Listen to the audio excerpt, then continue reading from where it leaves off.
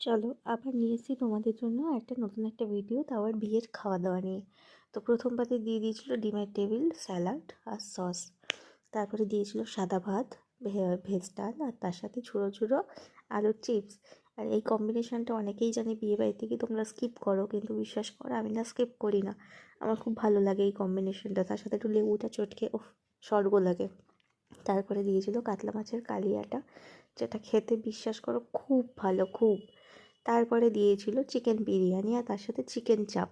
তো ফার্স্টে চিকেন চাপের সলিড দিয়েছিল, আর আমার সলিড না একদম ভালো লাগে না, তাই আমি বললাম আমাকে একটা হার্ড দিতে, তো লেগ পিস দিয়েছিল।